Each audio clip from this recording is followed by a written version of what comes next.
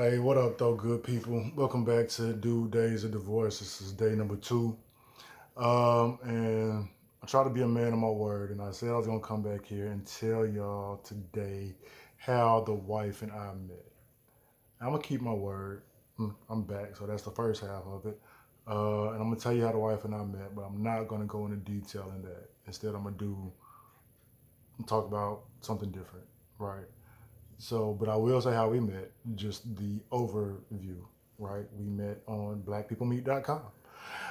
And I'll tell you my background up until that point, um, because it'll make better sense if you know me and some of the things I've been through. And it make even better sense if you knew her and some of the things that she'd been through. But I don't want to speak from her perspective. I'm sure that perspective is going to come out sooner than later via book or podcast. Um, so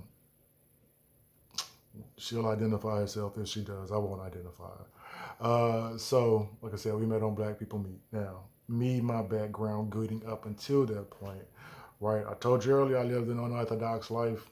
Now we're going to talk about it. So, I'm the youngest of six, three boys, three girls, Black Brady Bunch. I'm the baby of the bunch. I was a happy kid for the most part until I started getting molested around 4 years old. That lasted until about 12 years old, but it was a variety of different older teenage girls in different neighborhoods, um, because we moved around a lot when I was a kid, right? My mom and pops got divorced sometime before the end of my first grade year, and mom's moved with most of the kids to Houston to be near her mother, my grandmother, and for her to be able to help, moms get back on her feet, right? So once we moved to Houston, like we was on the move constantly. Um, from so 12 years of school, right? First grade to high school graduation. I went to 9 different schools and lived in 10 different residences during that time, right?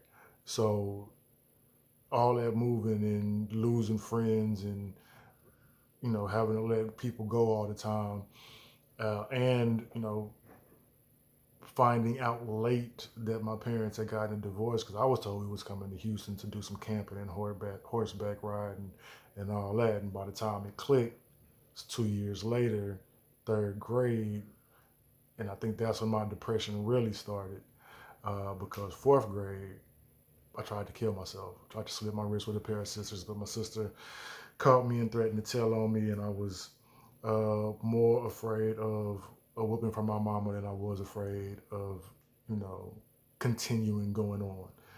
And so that's why I'm here with you still to this day, right?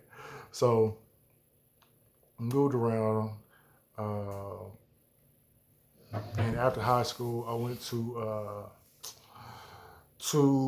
the military because I didn't really have a whole lot of other options. I did have another option, but it would have kept me too close to home, and everybody at home was getting shot, going to jail, dying, having babies, catching diseases, and I ain't want no parts of that, right? So I went to the military thinking I was going to establish some roots, and I was in the military 2.5 years before they medically discharged me, and uh, in those 2.5 years, lived in 4 different states. I was stayed on the move in the military, as most military people know, and how I found out. Right. So after the military, I go back home to Houston, trying to figure out what I'm gonna do. Decide I'm gonna go to Morehouse because that's where prestigious elite young black men go. Right. So I go to Morehouse. I'm there for a summer session and a fall session, and I'm successful, right? Grades A's and B's. I've always been good at school. Athlete. I went out for the football team, made it as a tight end. Um, but when it, end of the fall semester, end of the Christmas break, come back time to go to school, I never really felt like I fit in at Morehouse. I had some good brothers there, but at the same time, I felt like most of these dudes was privileged dudes that came to a prestigious college in the middle of the hood and tried to take on the attributes of the hood. And I was trying to get away from that. So I left Morehouse and went back to the hood in Houston, right? So, anywho, when I get back to Houston, I decided to start focusing on boxing. I was good with them hands, right? Good from the shoulders. I was fighting like crazy in middle school, and that's when I learned to fight. And then my brother was a boxer, and I started training. Well, he started teaching me some things, and right. So I love boxing. I loved combat. Uh, I say combat because I don't like to fight. There's a different energy, but that's neither here nor there, right? So boxing, doing good. Me and my trainer, we watching the 2000 Olympics. I'm 21 years old now, and um, we watching the Olympics, and we're like, I gotta. If this is the Olympic team, I might be able to make the next one. And we decide afterwards that uh, it's time to get serious. It's time to buckle down, quit all the partying and all that nonsense, and really focus if I'm really gonna try to make this team. And and this was like right after my last fight, and also that same weekend was my homie's birthday party. So I decided I'm gonna do it big at the birthday party, so I can get all that stuff out of my system, and then go on and focus, right? So I did it big. I did it big. Did a bunch of stuff I didn't normally do because I was an athlete, and I never made it home that night.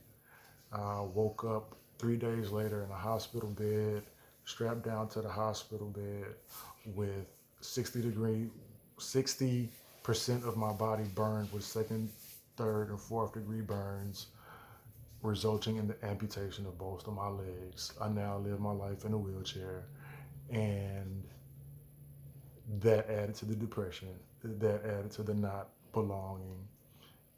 Fast forward 15 years, uh, I'm past the depression. Talk about that later. That deserves its own story. But I'm past the depression. I'm given a scholarship to go play wheelchair basketball at the University of Texas at Arlington. Anybody know anything about Houston and the DFW area? We don't really mix.